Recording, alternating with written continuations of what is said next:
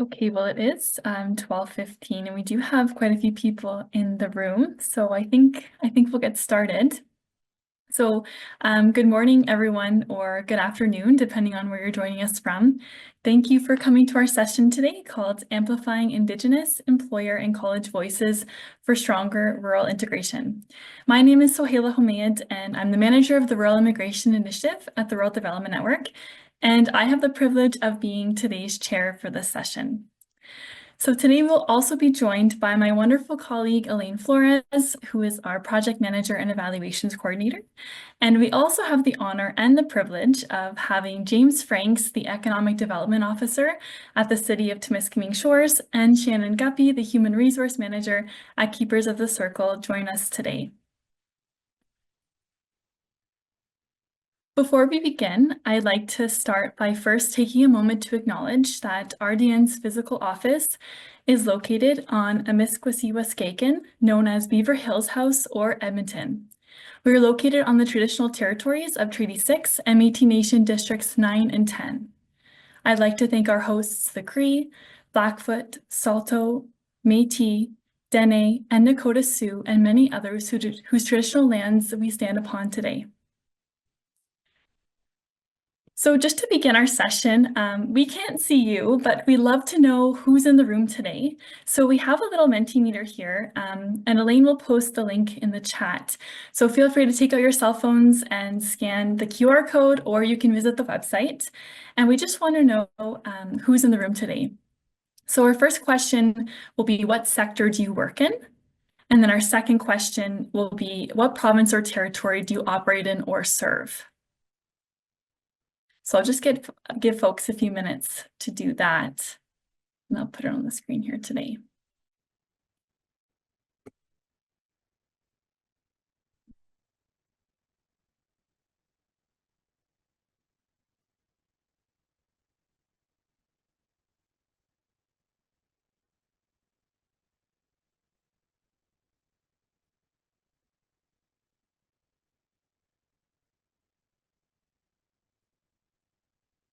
Perfect. So we have quite a few municipalities and towns here, service provider, settlement agencies, governments.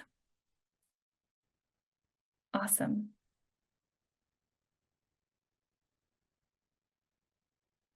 I'll just give a couple more moments with that.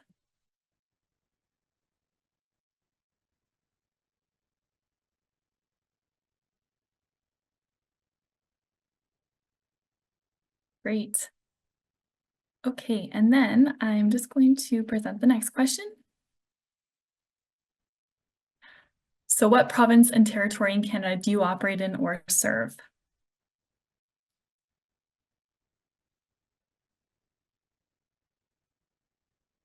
Lots of Ontario folks here today.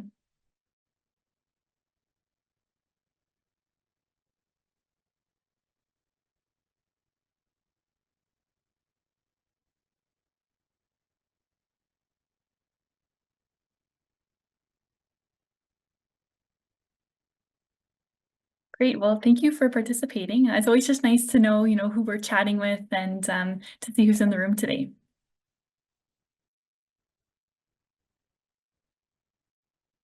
So just a little context about who the Rural Development Network is. We're a nonprofit based out of Edmonton, but we work nationally with rural communities really anywhere in Canada. Our approach is to work with communities, partners, and networks to create innovative tools and resources. We provide expertise and capacity building. We support communities and organizations with advocacy and helping to support that rural voice. And we also help with accessing funding. And our organization has four main pillars. So we support with housing development.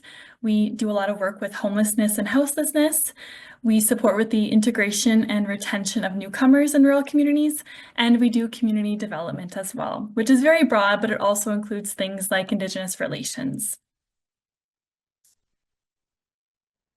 So I'm here today really excited to talk about a project that I've worked on and I'm still working on called READY, also known as the Rural Employers Awareness on Diversity and Inclusion Project. And it was really created to support employers across rural Alberta. So understanding the why. Our organization has spent a lot of time working with rural communities and supporting with the attraction and retention of newcomers. We've done a lot of training with service providers and municipalities, but there was a really big missing puzzle piece to that retention piece, and we realized that employers play a pivotal role in the lives of newcomers, whether that's helping them integrate socially or economically, or providing them with a sense of belongingness, especially in rural communities where a lot of newcomers move for work primarily. We realize that employers really need support to better understand how to create a welcoming environment for newcomers.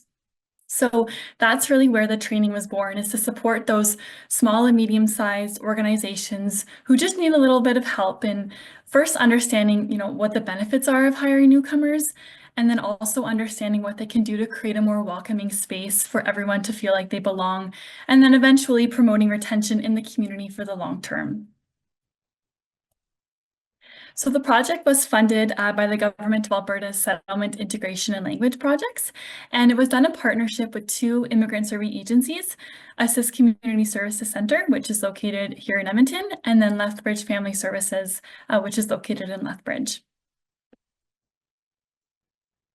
And, our three main pillars of the project were really to support that attraction and retention of newcomers in rural workforces, to help identify gaps and challenges that employers were experiencing in integrating newcomer employees, and then provide that training opportunity to support organizations, preferably the leadership team, through a top-down approach in being able to create a more inclusive environment to meet the needs of their workers.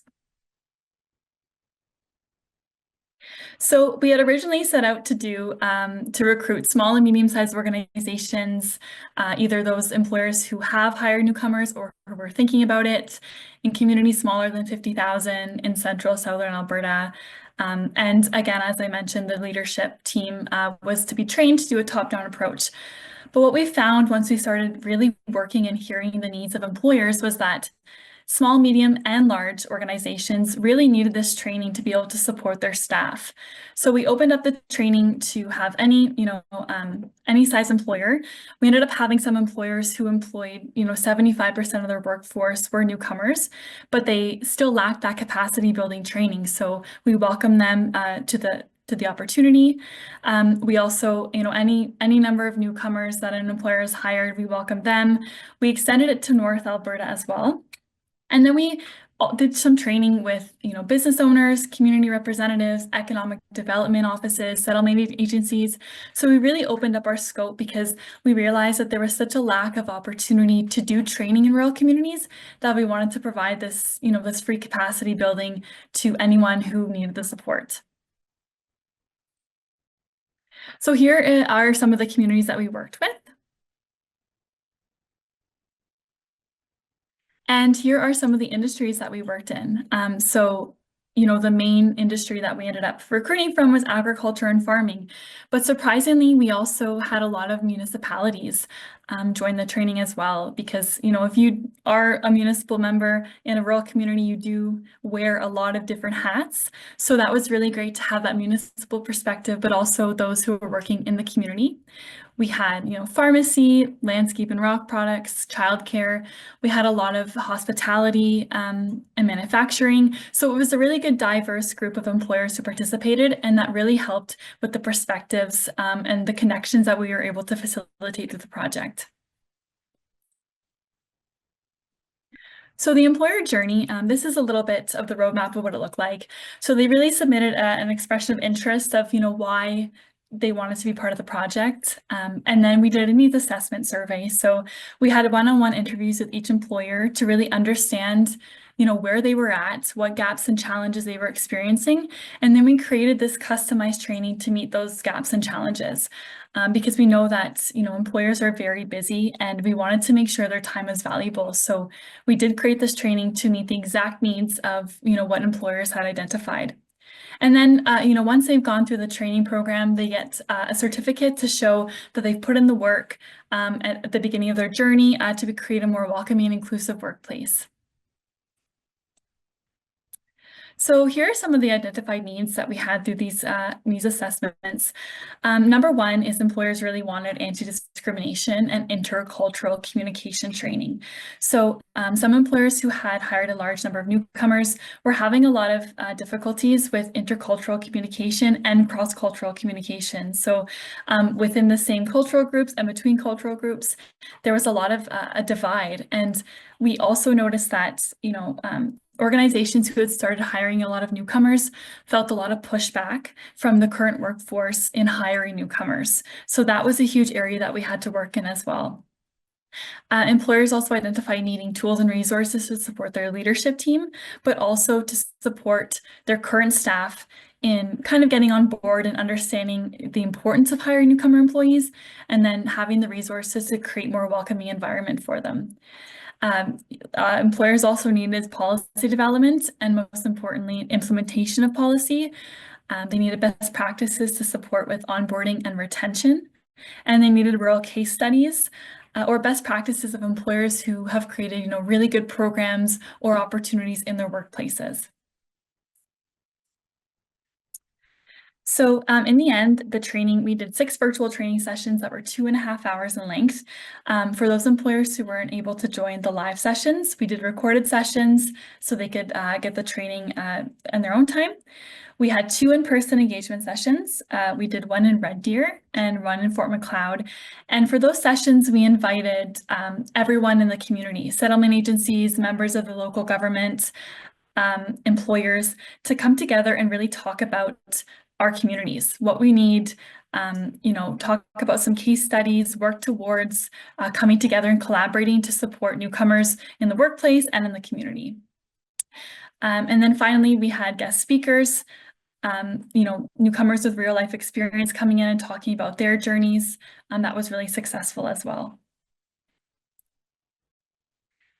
An element that, as a team, we decided to implement as well is talking about, how we can support our journey to reconciliation through our work. So we did have our Indigenous liaison who attend some of our training sessions and provide some input and support on how we can talk about discrimination experienced by Indigenous people and newcomers, how there might be some similarities and some differences.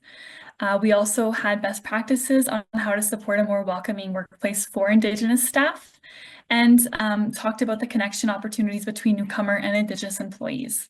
And that was really an element that I was really proud of, and I think that a lot of employers really appreciated as well, is having that understanding and having someone with lived experience be able to come and talk about some of those connections.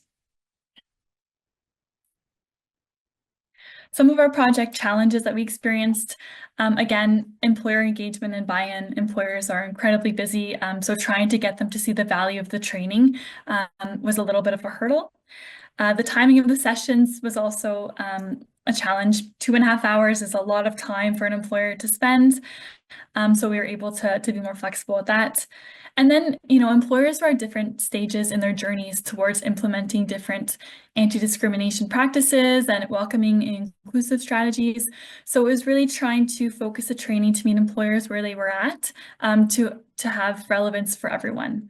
And then finally, we had no funding for an advisory committee, which would have really benefited some of that training, but we were able to manage just fine. Our overall successes, so we had 30 employers across North Central and Southern Alberta participate. Like I said, we had 2 great in-person sessions. 100% of employers who joined the project had an increased organizational capacity to better understand and support their newcomer employees, whether that's through understanding their needs, being able to link them to settlement agencies or supports in the community, creating policies that work to support diverse employees. So that was a really huge success and a huge win for us. And, finally, we were able to continue the project and receive additional funding that now goes until March 2025. So we were also able to extend into Saskatchewan. So we're still recruiting and still working with employers right now to continue this great work.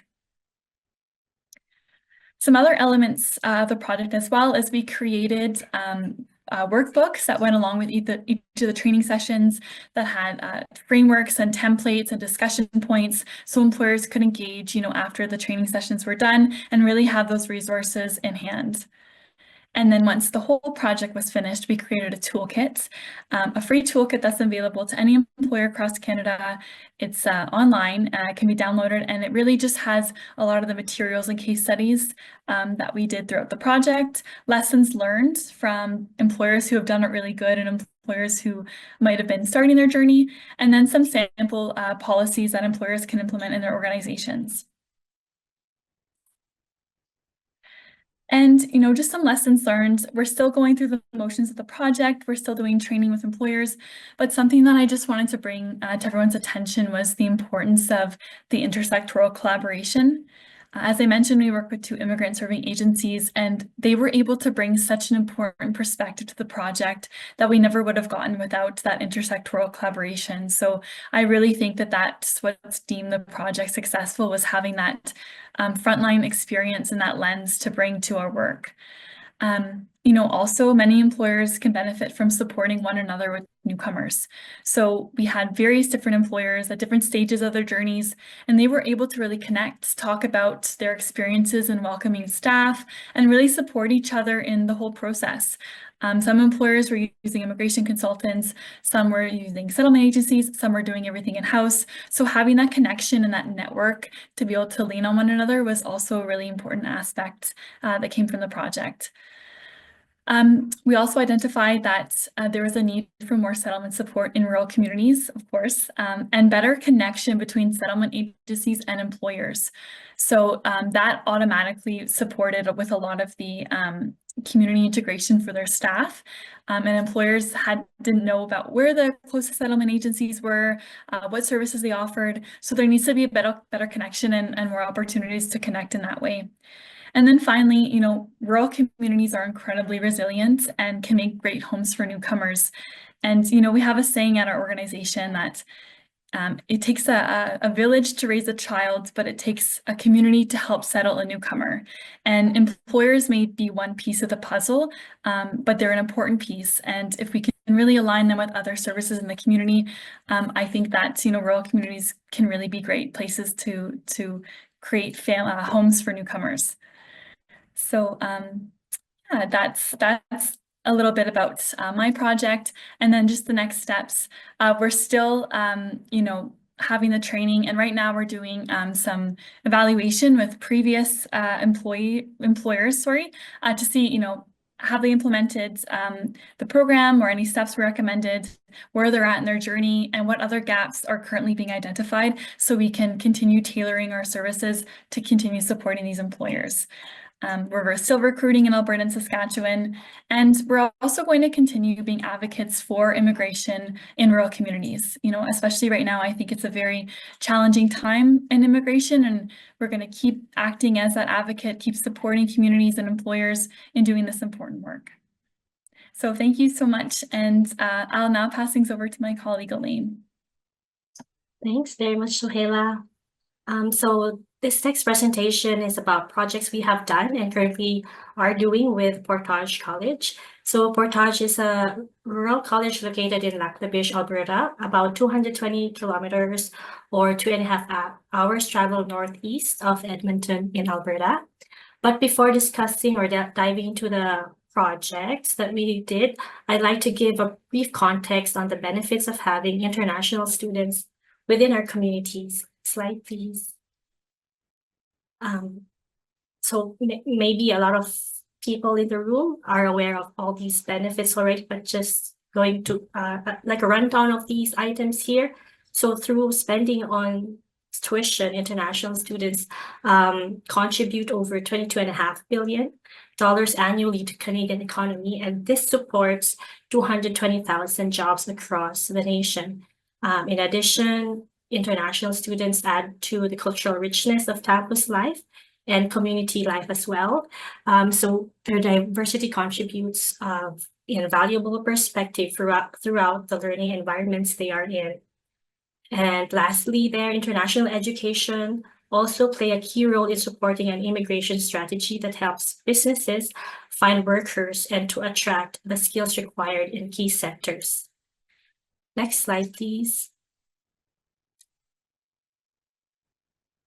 And this is also one information maybe that a lot of us in the room know, being that we are in the settlement and integration of newcomers, that Canada has an aging population with over 860,000 people aged 85 and older, according to our 2021 census.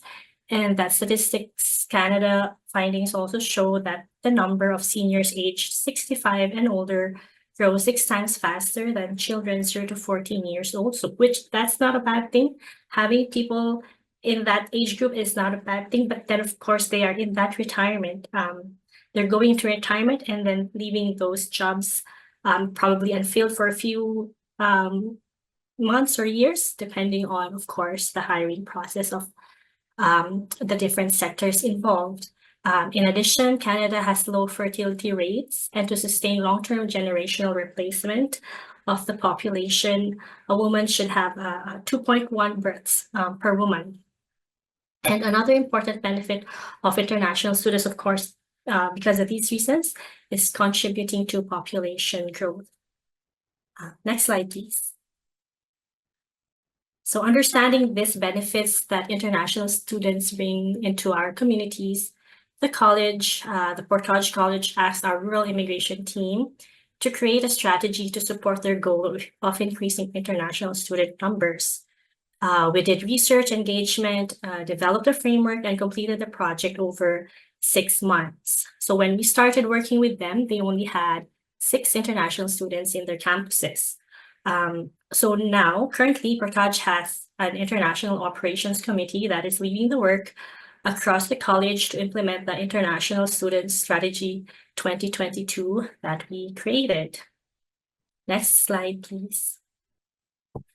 So that document included activities suggested to help increase international student recruitment and attraction and support international student success.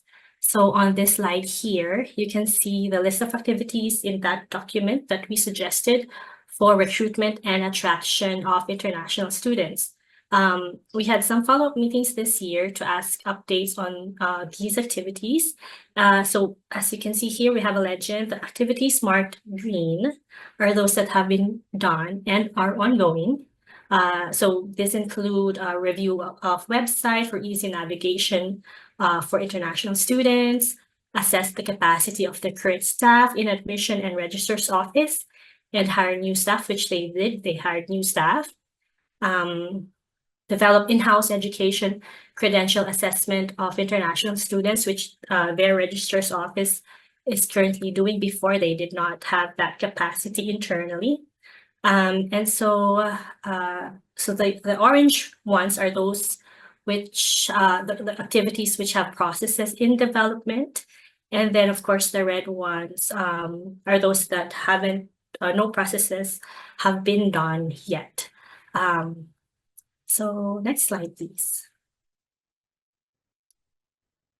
So for the student success activities, so we have identified a lot of them here, which include initial assess training needed for their staff, plan for initial arrival orientation sessions for the international students, and then plan on how to reach out to international students to understand their challenges and successes, etc. So Portage has mentioned during our update meetings that they are internally doing a lot of work as working groups internally, looking at all the dimensions in terms of knowing the students' experiences before they arrive, during the first several days, during their stay in the programs, and after their program ends. And after like doing activities or doing processes to meet or to do those activities, the college saw an increase in its international student enrollment since implementing several of the activities that RDN recommended. So as from the last meeting that we had, they said they have around 80 new and previous or new and existing international students in their campuses as of to date. And as part of their continuous efforts in relationship building with local organizations and municipalities, the college once again contracted RDN to conduct community engagement sessions, and this aims to understand the readiness of these communities to welcome international students. I now pass things back to Sohaila to give an overview of what that work involved. Thanks, Elaine. With the recent changes by the federal government to the International Student Program with regards to the public-private partnerships, Portage anticipated, receiving about 300 more international students in their campuses in Lac La Biche, Cold Lake, and St. Paul. So we worked with them to really see and identify if the communities were ready to support these students, and if not, what gaps were there, and how could the communities work together to support these influx of students. So there was really four main parts to this readiness project. The first was information gathering and engagement preparation. So really understanding how many students were going to come and what programs, from which countries, what ethnocultural groups already exist in these communities. And then we did the community engagement sessions. So we held them in person in each of the communities. So we had one in St. Paul, one in Cold Lake, and one in Lac La Biche. And we invited everyone from every sector in the community, including the college. So we had local government officials, we had local FCSSs, libraries, Chamber of Commerce, economic development offices, really anyone that contributes to the community. And we sat everyone down and we did some community engagement. We explained the situation and we looked at what resources were available in the communities and what the gaps were. We then, through all these engagement sessions and research, created a What We Heard report with a list of recommendations for the college, but also for each of the communities on what they could do to be able to support more international students coming to their towns. And then the next step for the project, which will really happen in the spring, currently right now we're doing interviews with international students who have arrived, and then we'll have follow-up engagement sessions in the spring to see what's been done, what's yet to be done, and what gaps lie in between there. So some of the things that we heard from the students on what's going really well in the campuses. They mentioned the staff were really approachable and welcoming towards them. They thought that the community was more affordable in comparison to other cities like Calgary and Edmonton. Their living expenses were a lot cheaper. There was actually quite a bit of diversity in the campus, which they were surprised about, but it really made it feel more like home for new students coming in. The facilities were accessible and incredible. They were super grateful for the opportunity to have a student association. They really loved the culinary arts kitchen and just the amenities that they were offered at the college. They had an orientation and a community tour where they were able to go and see, where they can apply for their passport, where they can get groceries. So really that one-on-one community integration experience was really well regarded. They had a great soccer program, food services on campus, great writing, resume writing services. So that's really what the students identified the college was doing well. And in the community, there's a lot of access to food banks. There were churches nearby. The local FCSSs provided welcome bags for the newcomers, which was really appreciated. There was part-time work available, and there was a multicultural center that students could go and get services and connect with one another. So that's really what we identified as the student experiences. Some of the barriers that were discussed, through the student lens was, of course, transportation, not only, getting to school, but getting to work, and, working after hours at a location that, the bus might stop at a certain time. So it's figuring out how to get to the place of work within the bus, like the transportation system, if it even existed. Some communities had no transportation. Housing, of course, was a major issue. Finding part-time employment again within those bus hours was challenging. And then, also there was a little bit of that employer buy-in on hiring international students, which goes hand in hand with a little bit of that advocacy piece. the use of technology, so understanding how to use the student app and accessing the services online, that was a bit of a challenge too. Cultural and religious differences. So, many newcomer students were shy to seek support or advice, or they weren't sure where to go. There's also, unfortunately, experiences of racism and discrimination in the community. Language and communication barriers, community integration was a bit challenging for students who kind of remained in their same ethnocultural group and didn't really venture outside of campus. And then food insecurity. So on the plus side, students had access to food banks, but unfortunately, a lot of students went hungry and, had to use the food bank because they didn't have enough money for food. And unfortunately, there was a lot of discrimination that went on in the communities about accessing the food bank as well. So that was a barrier that we had identified and discussed with the communities. So these were kind of our leading discussion questions for each of the 3 sessions. So what opportunities and what challenges exist for transportation in the community, for housing, for part-time work? So we also invited employers to these sessions to talk about employment opportunities, and then supporting international students with integrating into the greater community. So that's really where those social services and service providers came in. And here are some of the responses. So for opportunities for housing, Lac La Biche and St. Paul had student accommodations. They did a community assessment of the rental market, which was really beneficial as well to see what availability was there for students. And then they worked with students to find housing.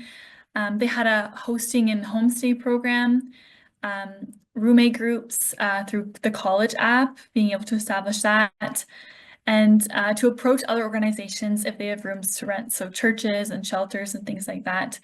And then finally, an opportunity identified was providing training, not only for international students coming and to integrate culturally into Canada, but also for employers and for homeowners who were working with international students to really talk about that, the cultural differences and kind of that intergenerational understanding. Some of the challenges that were identified in housing was there's no student accommodations in Cold Lake, and it was incredibly challenging for students to be able to find accommodations there, so much so that students were going to different campuses because they had nowhere to live. Of course, availability and affordability of housing. Also in some of these communities, a lot of students were renting hotels and motels, but what happened was certain times of the year, there's seasonal workers that would fill up the hotels and the motels. So students would have to vacate for those months and find temporary housing during the summer and then go back in the winter. Distance of housing was also a concern. No place to rent or no rental history for landlords. And then there was also some racism and discrimination that occurred. Opportunities identified for transportation. So partnerships, community sponsors that might be able to support with transportation or supporting with fuel expenses. We identified opportunities to apply for funding to address rural transportation needs. I know communities like Hinton have done it and they were able to be successful and get funding for a community bus. So that was something discussed as well. Also, the rental of bikes or e-bikes or scooters being provided to these communities. It works really well in the bigger cities, but talking about implementing those programs in smaller towns. Exploring service learning opportunities was also an opportunity identified where international students could run the rental program. So they would have access to employment and then they would have this program running to support with transportation needs. Also, expansion of the community bus, so looking at changing the hours or expanding the hours on certain days of the week to be able to support more students in being able to work after hours. Some of the challenges identified were, of course, limited transportation options, from the airports actually in Calgary and Edmonton. That was a huge challenge for students who had come in on 12-hour flights trying to figure out which bus they take to which community and then a transfer and then how do they get to campus. So that was a major hurdle as well. Of course, distance of the campuses, getting a driver's license and then access to a vehicle. And then again, community buses have limited operation times. In terms of part-time work, so opportunities identified was that, there was some online work available that needed to be vetted properly to see if they were legitimate opportunities. Job fairs on campus or online. There were business mixers for networking opportunities. So the idea is to have business owners and hiring managers come and network with international students so they have the opportunity to meet one another and work together. Also training opportunities for employers. Similar to the Ready training for employers to understand maybe the benefit of hiring international students, but then how to create more welcoming and inclusive environments. Providing summer and weekend job opportunities. And then, we really worked with and talked to the county and municipalities about considering putting a certain number of their summer jobs allotted for international students or for newcomers to the community. That could have been a really good opportunity to, get their foot in the door in that Canadian workplace experience. And then some of the challenges, so remote work may not be legitimate. Work hours, that are sometimes coincide with classes, distance of the workplace to the home or to campus as well. Language barriers and cultural barriers were huge. There was language is a survival tool for a lot of newcomers, and without proper training or opportunities to gain those language skills, it's really hard for them to get, meaningful employment opportunities. So that was a major barrier as well. The fear of employers to train international students and not being able to retain them. So that fear of, employers investing their time and resources into students who then, graduate and then move to bigger cities. There was that barrier as well. Concerns with employers taking advantage of their workers, unfortunately, which was discussed in all the communities. And then that public perception of newcomers in general, and that goes hand in hand with a little bit of that racism and discrimination. And finally, the last, pillar of our engagement sessions was talking about integration into the greater community. We really wanted the community to understand that, yes, these are international students coming in, but if we invest the time and resources in their development and their settlement, they will want to stay for the longer term. There's always going to be students who want to go to bigger cities because there's more cultural diversity, but some students will find one of these communities home, and that involves a lot of work with the greater community as well.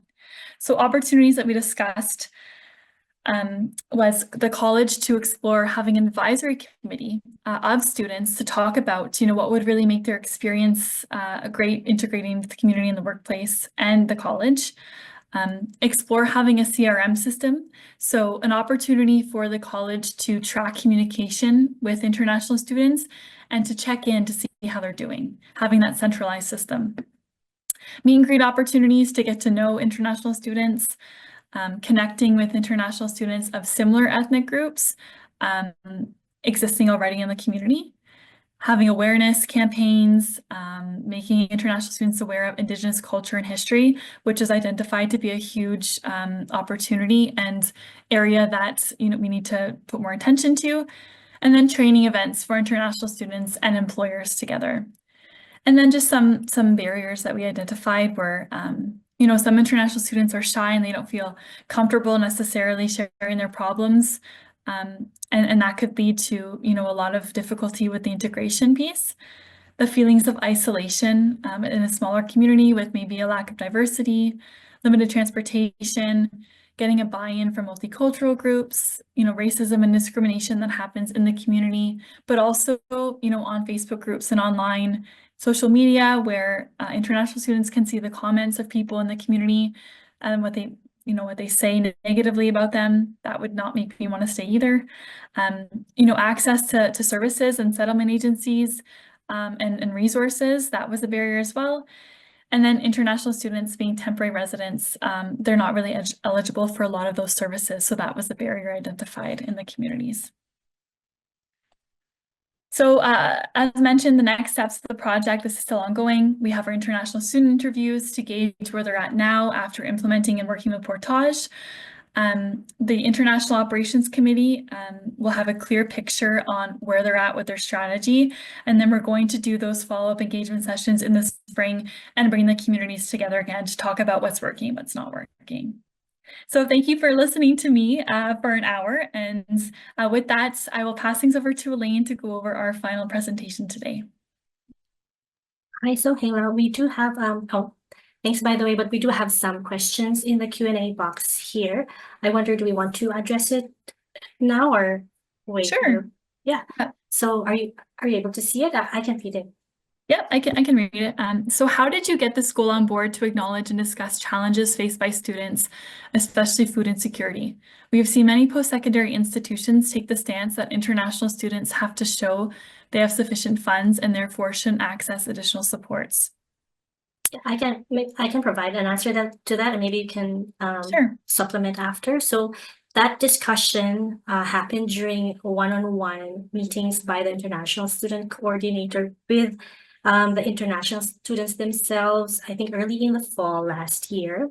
And so that coordinator, of course, notified the college and management about these challenges that their international students are facing. And in terms of the funds, you are correct.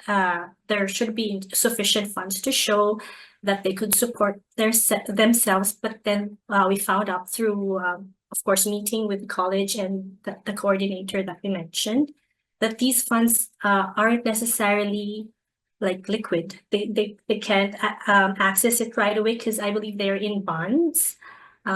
So yeah, that's what I gather from the coordinator that we're working with the college. Do you have anything there, Sohaila, to add? I'll just mention that, Portage College is a really incredible place because they really took the time to understand the barriers that students experience. So yes, a student might have X amount in their bank account, but just hearing their stories and understanding, their current challenges, they realize that, they don't actually have access to all that money. So they really invested a lot of time in getting to know the students and hearing them out and what supports that they needed. And they were really open to that because they wanted to create an environment where students came, but they also stayed after graduation. And I think that Portage, yeah, they did a really good job at stepping up and really putting a lot of efforts and time to get to know the students and kind of meeting them where they're at. And there's one more question here I'm just going to quickly answer before we move on. Given the substantial challenges international students face in smaller towns, necessities like transportation and housing, is it fair to try and increase the number of international students before these needs are better addressed? Really great question. I completely agree with you. I would say that there's a spectrum and, some colleges and towns are, a little bit more ahead. But what I will say, and what I don't think I even mentioned in this presentation was that, after the initial hurdles were done, the college listened to the students. They made changes based on the barriers, and then they worked with the students again, and these students are happy. They were able to make friends. They've joined the student association. They've created a life for themselves in these communities, and they're doing well. And so with that, there were some hurdles at first, but now Portage was able to work with the community and do a lot of that work up front to make the experience better. So now that they've had the input of these students, they've made those changes, they're seeing, what gaps and challenges exist. They're really putting in the work so that they can, I don't know where the question went, sorry. So they can really address some of those necessities for sure. But yeah, that's just, this is just a really good case study of Portage, and it really takes a huge effort and a huge staff, and it has to be intentional. They intentionally wanted to make the experience of students the best it could be, so they put in the time and resources, and not a lot of institutions are like that. So I hope that answers your question. Okay, that's it. I will pass things over to Elaine now. Please, if you have any more questions, feel free to use the Q&A box. Thanks, Sohaila. If you were wondering where the question went, it's if you click on answered, it's there. Yeah. So thanks, Sohaila. So we'll move on to the third part and last part of our session. We'll mix things up a bit here. So I'll provide a little bit like high-level overview of what the project was about, and then at the end, I will invite James and Shannon, our partners in Timiskaming Shores. They're not just partners, but they also took the training that we had for this project. So they will answer some questions that I will post later on. So next slide, please. So for project background, it started with applying for a funding opportunity that we saw that WES Mariam Assefa Fund put out in 2021. They were looking to find promising solutions that can improve employer practices in Canada and engage employers in the economic integration of immigrants and refugees. So based on previous work of RDN, plus our lead project partner, the Center for Civic Religious Literacy, or CCRL, and of course, based on initial meetings with the Timiskaming Shores and Area Chambers of Commerce, we learned that employers in the region have a strong desire to welcome and recruit immigrants and refugees, but struggling to attract or retain them substantially, and are not well versed on how to engage with employees coming from different religious, spiritual, and non-religious backgrounds. So maybe our guest speakers can, flesh this out a bit later during the Q&A session. Thanks. So Hela, so just an information on where our project location was. It is in Timiskaming Shores, Ontario, approximately 500 kilometers north of Toronto. And based on Census 2021, it has a population size of more than 9,600. And it's situated on the traditional territory of the Algonquin peoples with a well-established Anishinaabe and Métis community. And it's on Robinson Huron Treaty land, according to Treaty 61, 1850. So that's our project location, and the project was led and it was done in collaboration with 6 different organizations, because we know it's a multifaceted problem. So we understood that we all needed to come together to create relevant solutions based on our different insights and expertise. And I want to highlight that our original project proposal submitted to the funder didn't include Keepers of the Circle as one of the partners. Keepers is an Indigenous hub supporting the cultural, social, and economic equity of Indigenous communities in the region. But however, through our continuous partnership meetings and relationship building within the first year of this 2-year project, it was decided that it's important to have them as a partner to ensure that the project design and outcomes are inclusive of local Indigenous groups. So this work, I strongly believe that we are living what we are saying, that we want to work on reconciliation within the communities that we work with. And we are very grateful to our funder for accommodating the change in our original proposal, as well as budgetary needs. So they increased our project allocation a bit to accommodate, of course, a new project partner. Next slide, please.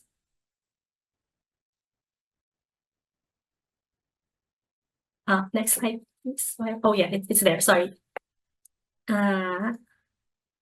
So yeah, the project purpose is to create and pilot 2 business initiatives. The first one being the Interbelief Employee Resource Group, or ERG. It is informal kind of professional development to increase understanding of employers and employees in the community. It is a form of community building as well, and a way for employers to show staff that they welcome and value all identities.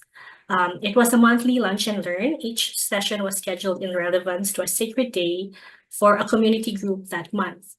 So where possible, we strongly encourage that speakers for each month were locals from the community group. So the discussion or activity can relate to the specific religious, spiritual, or cultural holiday in that current month.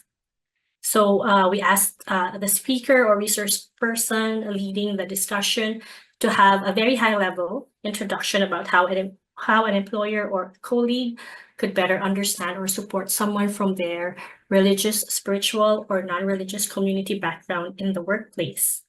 And then the second initiative is the Faith and Friendly Workplace Certification, to create a process to help employers support employees in working effectively. So there were a total of 6 sessions. It was done bi-weekly, so that took place over 3 months. And the project partners that led this training, as I mentioned earlier, the Center for Civic Religious Literacy, and our FBF, or Religious Freedom for Business Foundation, an organization based in the United States. So we had a total of 18 certified individuals from the training cohorts that we had. As mentioned, the main problem our project team was trying to address is related to recruitment and retention. As many of us know here, training and systemic approaches, for example, policies and practices are limited to support newcomers from different racial and belief backgrounds, especially in rural communities. So these two initiatives that we piloted, excuse me, are an adapted version of such initiatives that have been successful in multinational organizations that our partner in the US, our FDF, has worked with, like Google's Interbelief Network and Intel's faith-specific groups. So that is an overview of that 2-year project. I now invite our speakers, our guest speakers, James and Shannon, to speak or answer a few questions that we have posted here. Yeah, so the first question, whoever wants to go first, yeah, no problem. So the first one is, can you please tell us a little bit about yourself, your role and background that led you to be involved in the project and training? Shannon, I'll let ladies first. You'll let me go first? Yeah. Okay. Mino Kejep, Anin.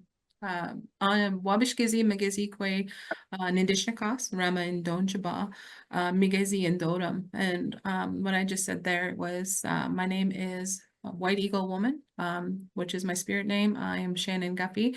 I am from Rama, Ontario, which is located south, but I currently reside here in Temiskaming Shores, and I am of the Eagle Clan. I currently work for Keepers of the Circle, which is also known as the Temiskaming Native Women's Support Group. We are the umbrella organization for Keepers of the Circle, as well as the Minamishkiki Indigenous Healthcare Team.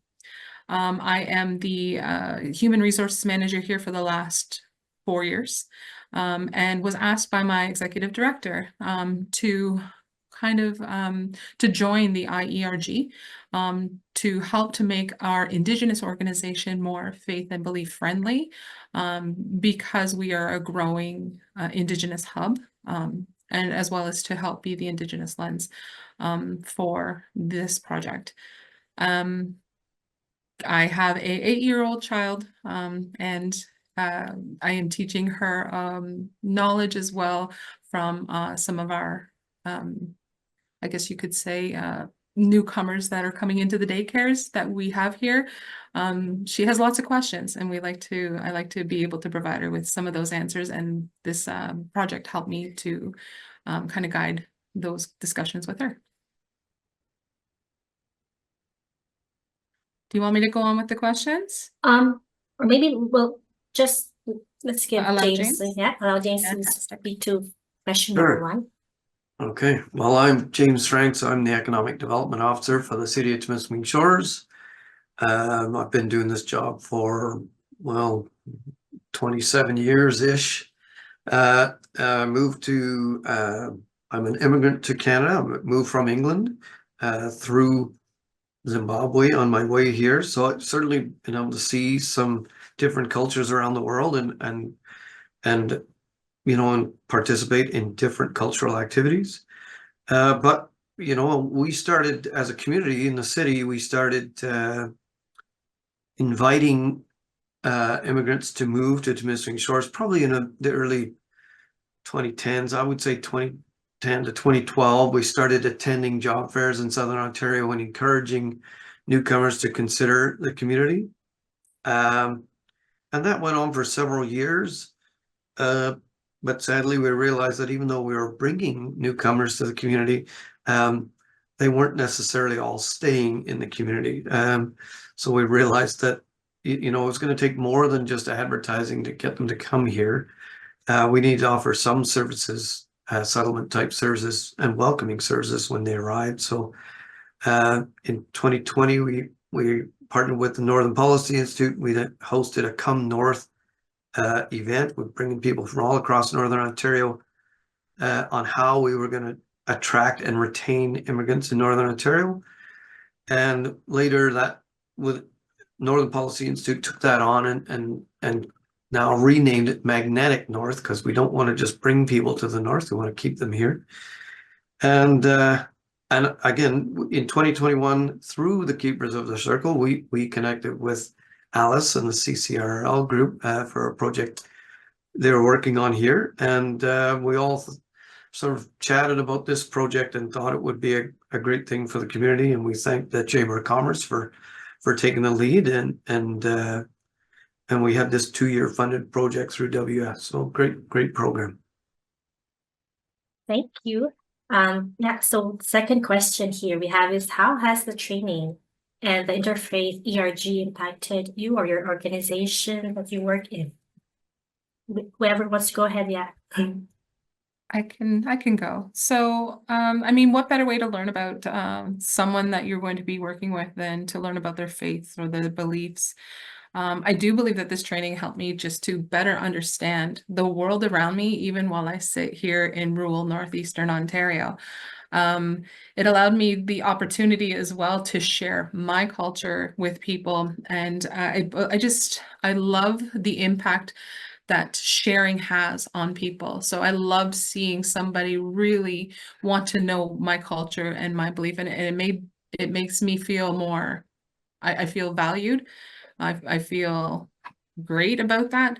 And I hope that it's the same for them when they're teaching me about that, because I genuinely want to learn. So this was something that helped me to better understand the world around me. And the IERG allowed me to experience culture in ways I couldn't before. I got to taste the culture. I got to experience the culture, got to feel the culture. So it was a great opportunity to understand everything in the world.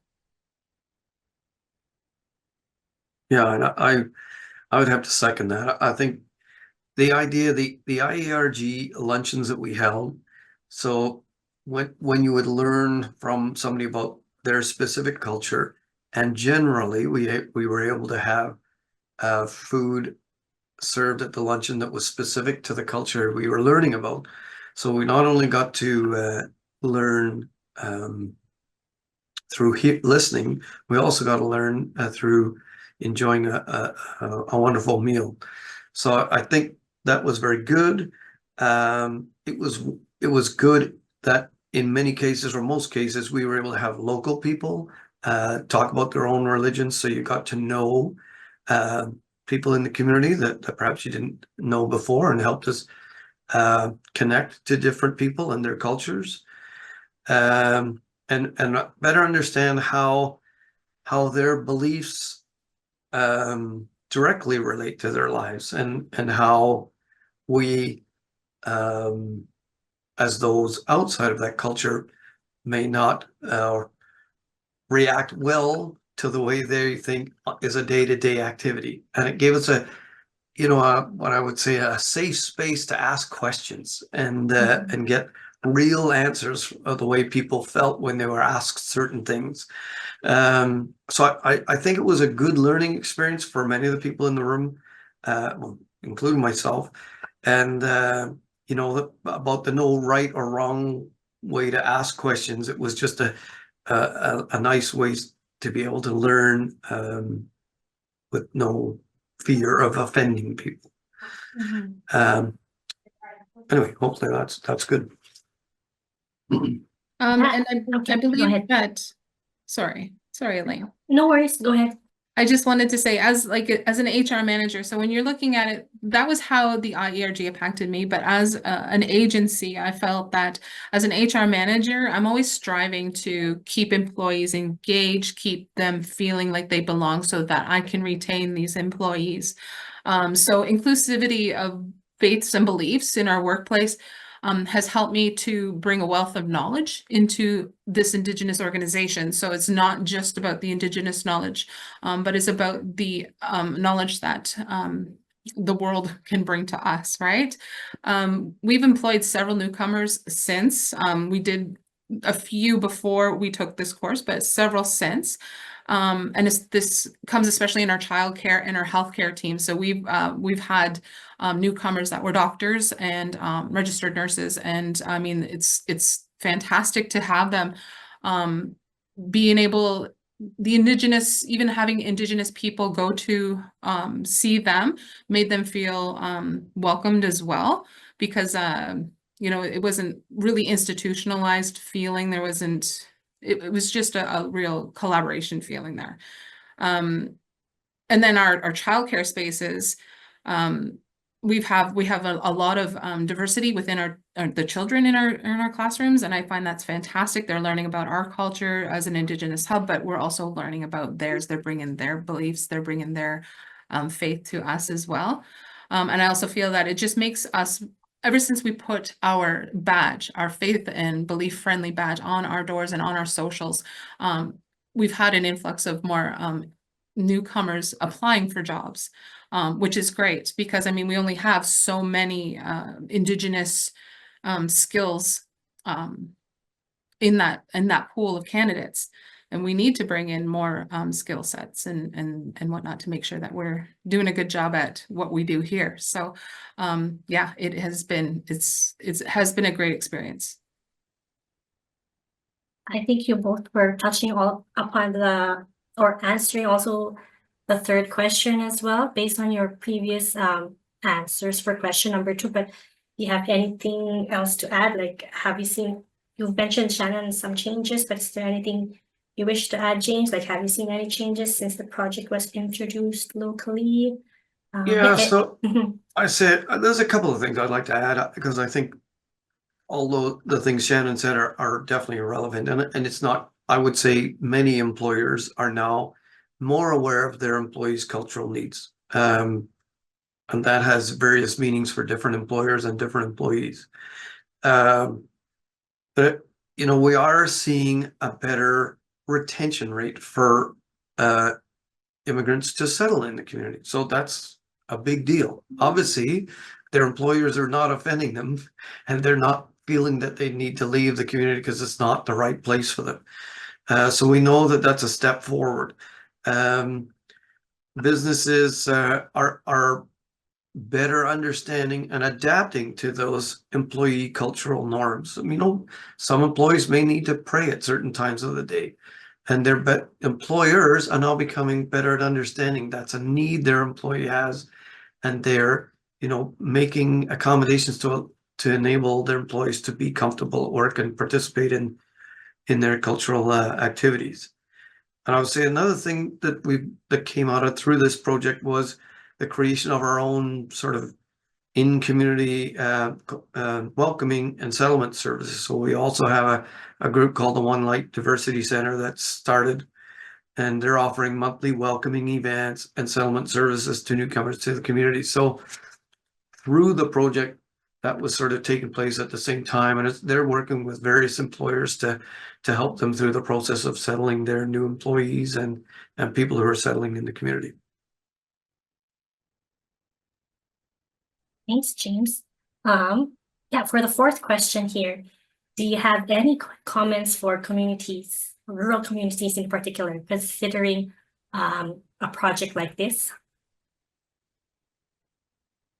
I know for a fact that I feel us being able to, you know, let newcomers know that we have strived to reform our policies to be more inclusive, to make sure that, you know, even through our hiring processes, we're asking those questions. Do you have any accommodations, whether they're faith or belief based?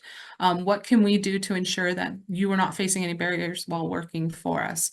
So that's one of the questions we do ask when we see someone of like a minority come in, just to let us know. Is there certain times that you need? Is there any certain days that you require?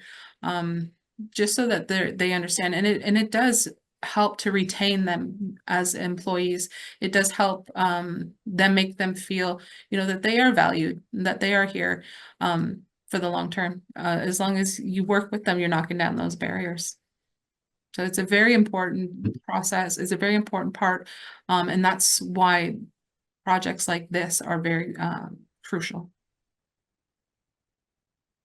And I would suggest that, you know, I'd written down, it's definitely a worthwhile endeavor. If your community is thinking of doing it, there is probably nothing more valuable from a workforce perspective that you could be doing at this point in time. You know, I work with a lot of employers regularly that are telling me they can't get enough people. And although we've been telling them for almost a decade that, you know, this is likely to happen around 2020, that, you know, there's a group of people going to start retiring and there aren't people to replace them yet.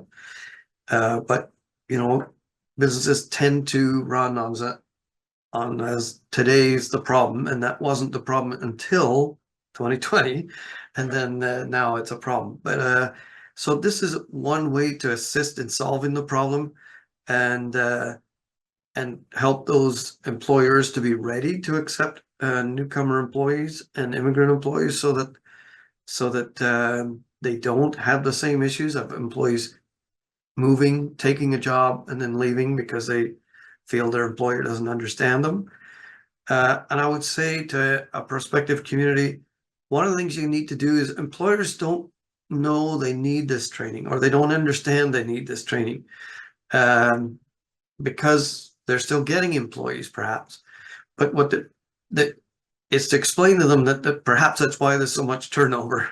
It's because you need some sort of training program like this that helps the employer to understand that what their new employee might need from them that they didn't have to think about before.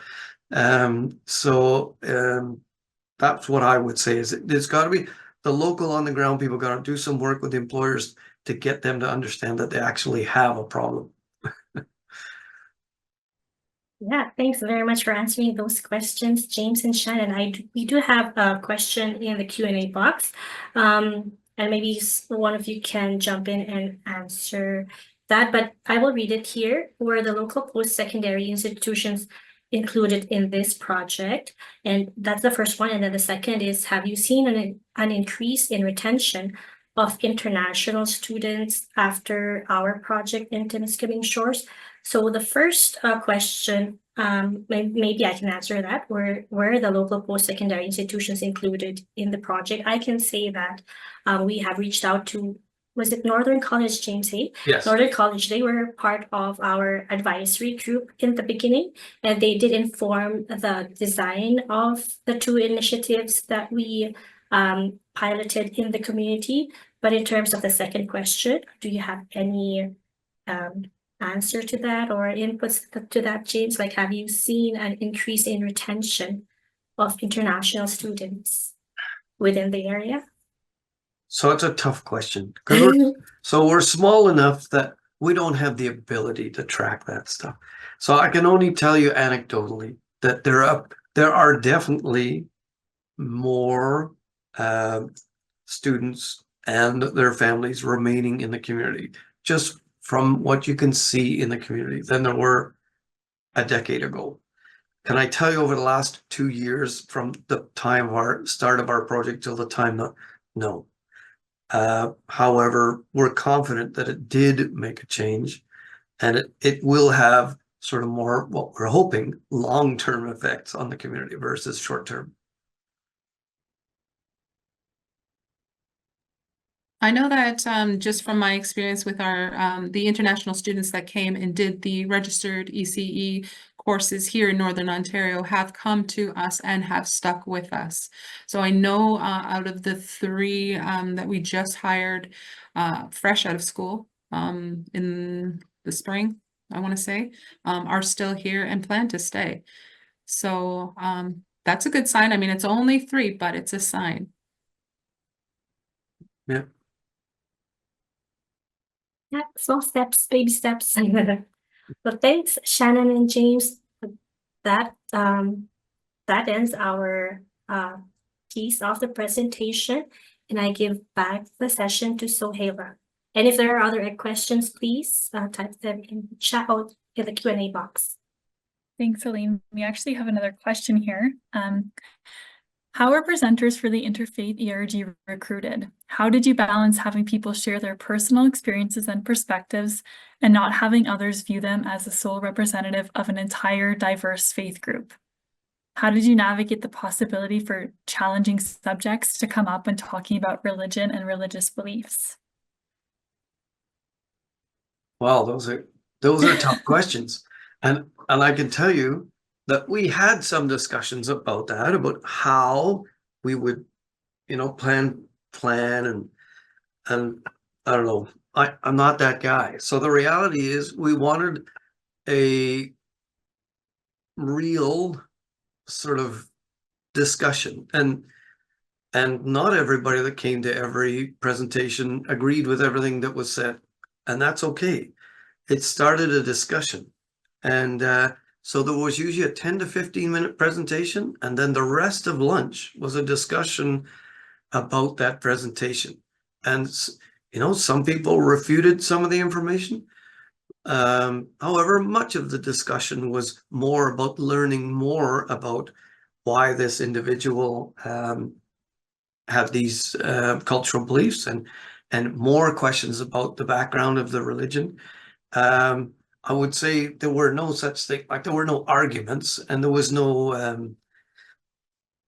I guess we led the discussion. We started the discussion with this is this individual and how they perceive their religion. It wasn't this is an explanation of Sikhism, and this is everything about Sikhism. No, this is individual X and their perception of their religion of Sikhism, and then you'll be able to ask questions afterwards. So I think it was designed to be provocative and encourage people to ask questions, but there was not. I didn't want to censor people, and we didn't want to suggest what they should say. That wasn't the intent of the program. And just to add that many of our presentations came from One Light Diversity Center and their membership and who they had with them. So, I mean, they were very helpful in making sure that we got information as true form as we could get it from people within our own community here. And I also like to add that aside from One Light, Keepers of the Circle was also a source of presenters. Thanks, Shannon, for recommending people to lead discussions. I know there was one, we just like piggybacked on existing, what do you call it?